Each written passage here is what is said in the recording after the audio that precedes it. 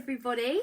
So I am really excited because I have got a copy of one of my favourite books that I am going to read for you, and I'm going to post in the description a little link to where you can go if you would like to purchase a copy of this book yourself online.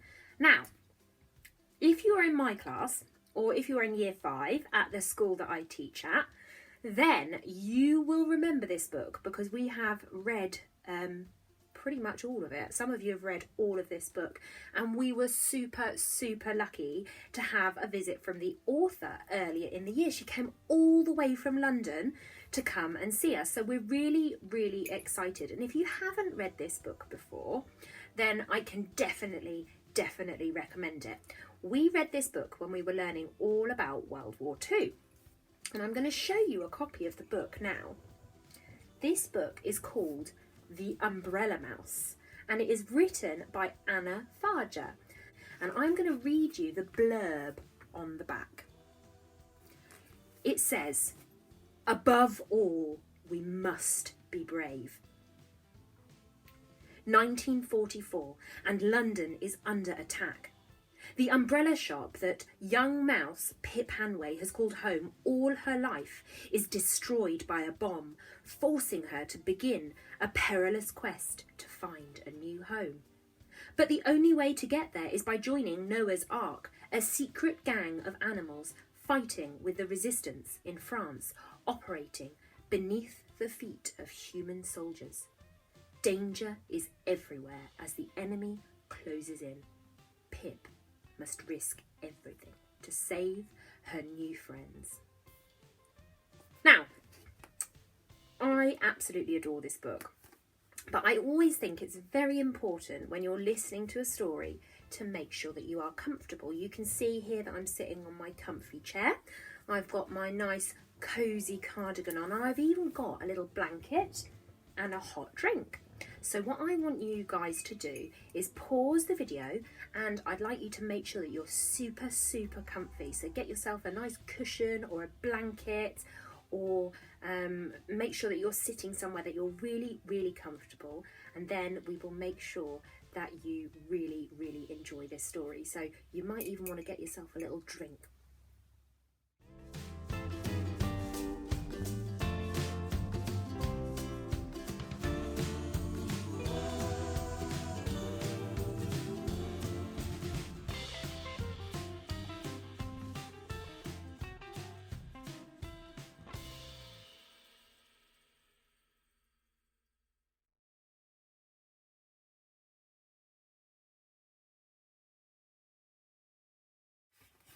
Chapter 1.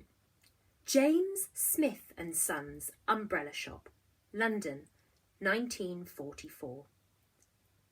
The grandfather clock had just struck 5 when Pip Hanway saw Mr. and Mrs. Smith for the last time.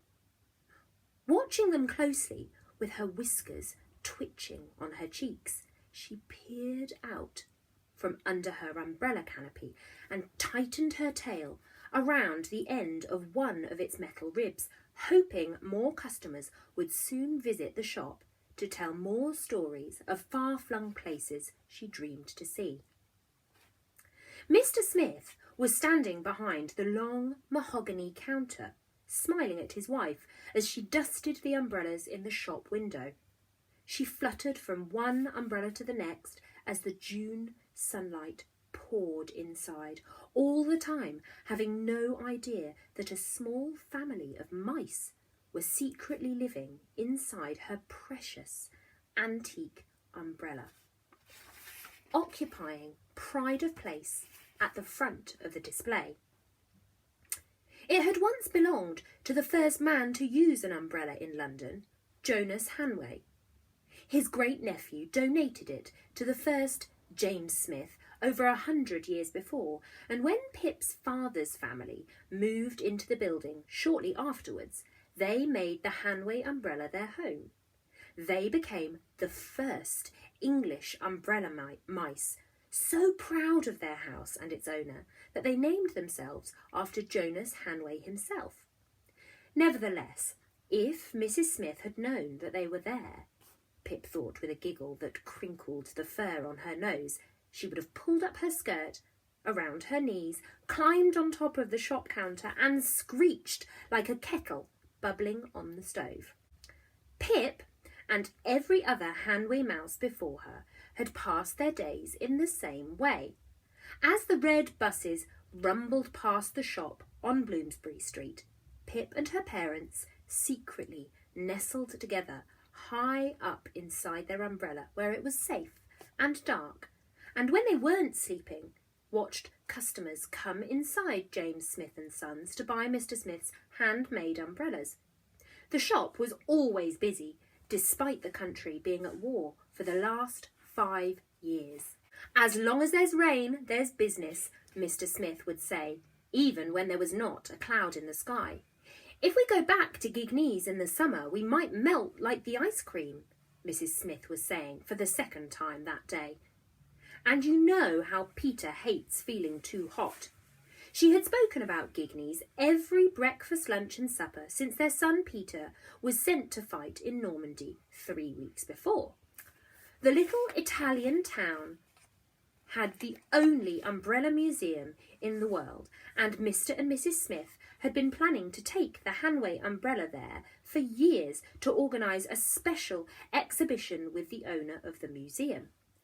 When Peter came home at the end of the war, they were all going on holiday to see the museum high up in the northern Italian hills, where they would eat vibrant food one could only dream of in wartime. Pip grinned mischievously. Mr. and Mrs. Smith didn't know that the Hanway mice were joining them. It was going to be the first time Pip would meet her Italian aunts, uncles and cousins, who her mother had left behind on her own adventure to see the world. She had stowed away inside an antique lace parasol Mrs. Smith had bought for her historical display inside the shop, and it was love at first sight when she arrived and bumped into Papa late one night, nibbling crumbs behind the kitchen bread bin. "Did you hear that, Papa?" Pip squeaked excitedly. "Ice cream." "Shh!" Mama and Papa scolded from their nest of fluff and old newspaper, cleverly tucked away behind the top notch at the highest point inside the umbrella canopy, and Pip knew why. Many Hanway mice had been snapped in a trap, including their last surviving relative, Great Aunt Mabel, who could never resist one last bite of biscuit in the upstairs tea cupboard.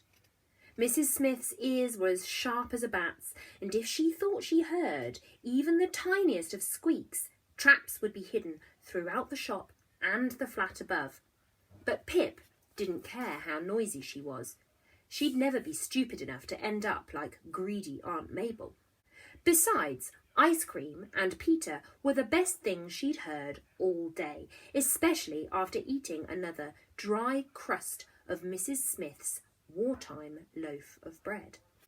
The truth was that she missed Peter as much as Mr. and Mrs. Smith did, even if she had been scared he was going to kill her at first. The first time they met was late one night when she was secretly in his bedroom with her friends Dot and Joe, 2 black and white mice from the pub next door. Peter would never have known they were there if those 2 nitwits hadn't started bickering over who was the fastest mouse. When they knocked over a photo frame on Peter's bedside table, it crashed loudly onto the floor, and suddenly he was wide awake, sitting bolt upright in bed. At once, Pip had darted across the floor, knowing that if she didn't outrun him, she would certainly die a horrible death. But Peter had been fast on his feet as he chased her downstairs to the shop.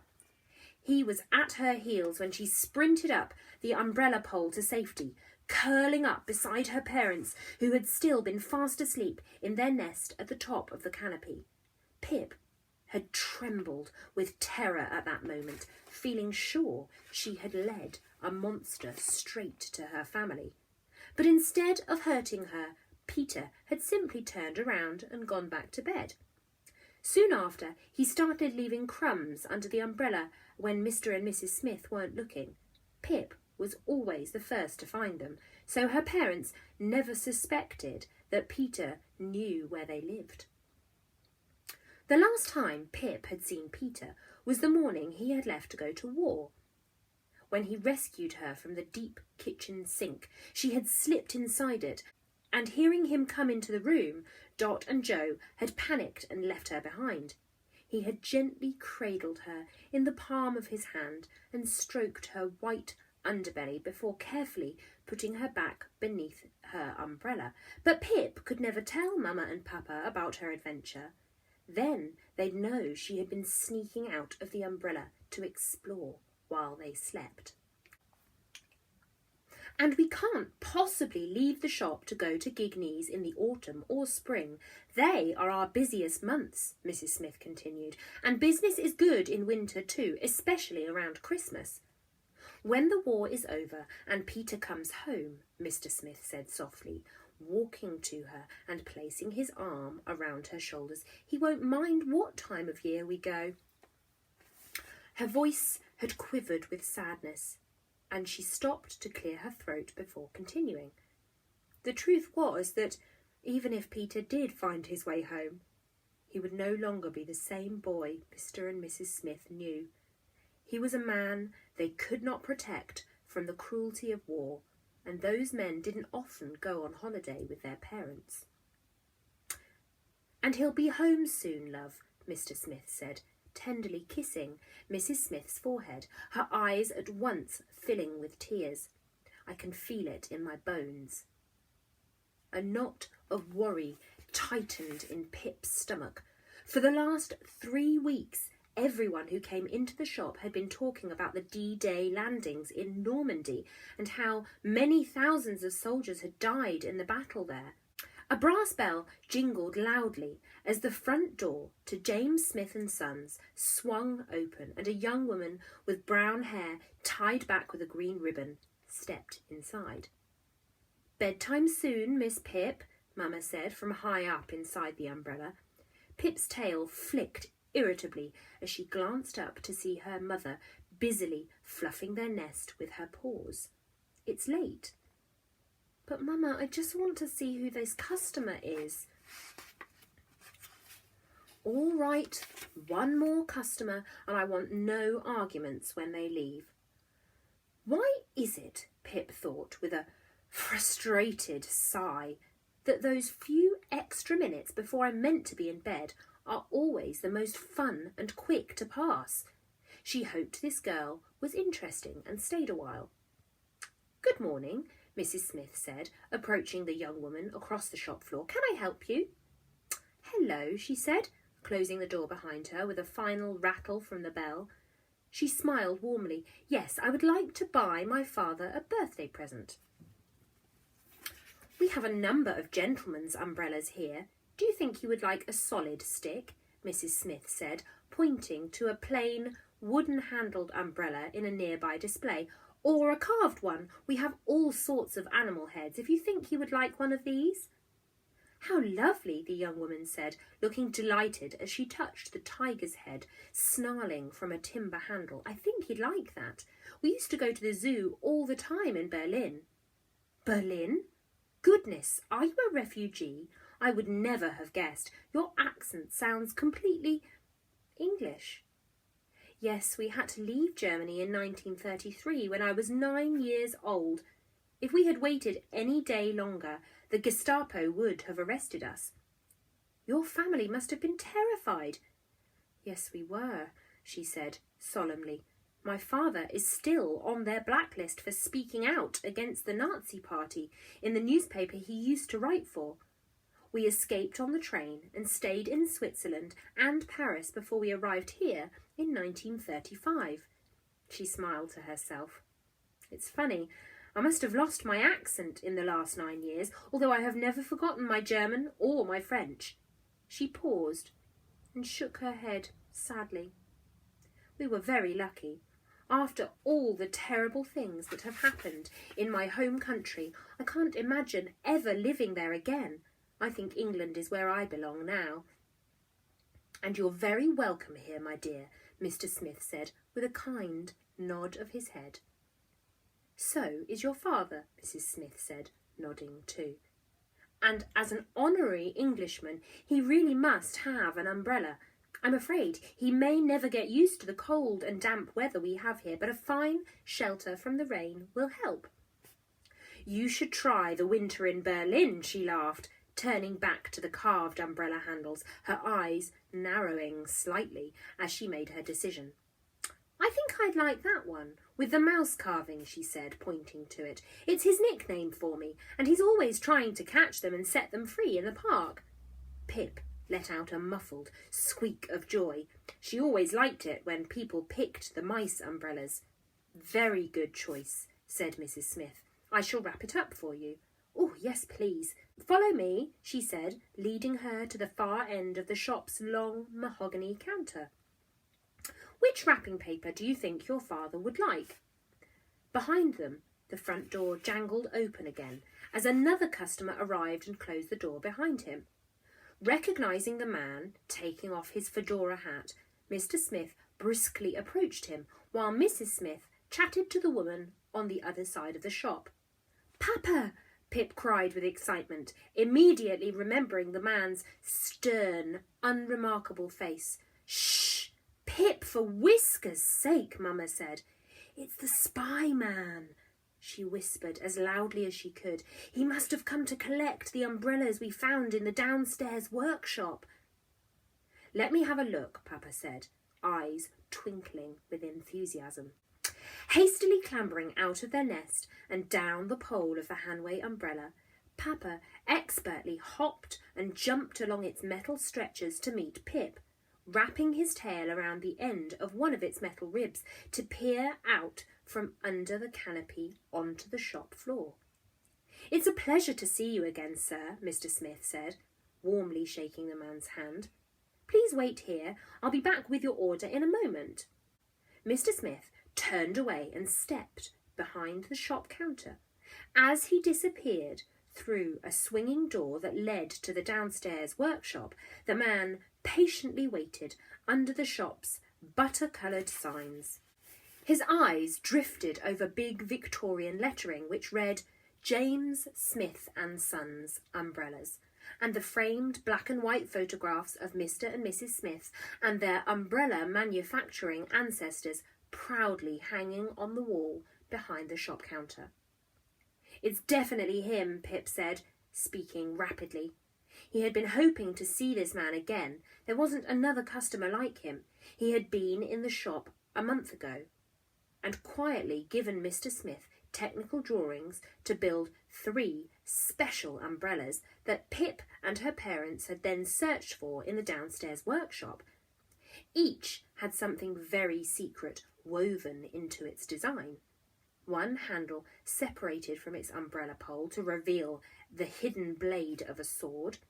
Another had a pull-out poison bottle camouflaged on the hook, while the last umbrella had a secret button concealed in the ear of a carved wood dog handle that burst its canopy open.